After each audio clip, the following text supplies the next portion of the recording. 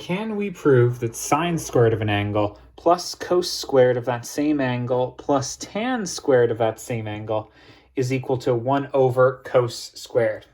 The answer is yes, and I'll show you how. On the left side, we have sine squared plus cos squared. That itself is the Pythagorean identity. So you just replace it with 1, because sine squared plus cos squared for any angle is always 1.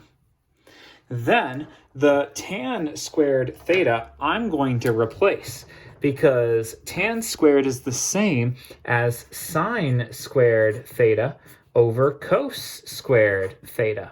So that's 2 substitutions which are totally valid: Pythagorean identity, quotient identity.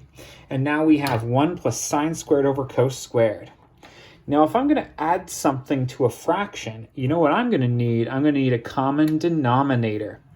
What can I make over cos squared to evaluate to 1?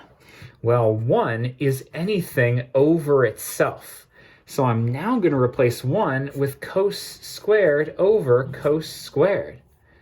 I'm still going to add it to sine squared over cos squared, but at least my bottoms match. Cos squared on the bottom and cos squared on bottom.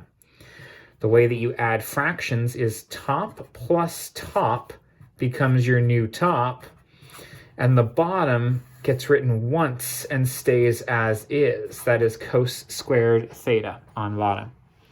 Now we're going to use the Pythagorean identity again. Sine squared plus cos squared equals 1. My bottom stays cos squared theta, but that's what we wanted the right side to equal to. Beautiful. Therefore, the left side equals the right side, and sine squared of an angle plus cos squared of the angle plus tan squared of the angle equals 1 over cos squared of that same angle.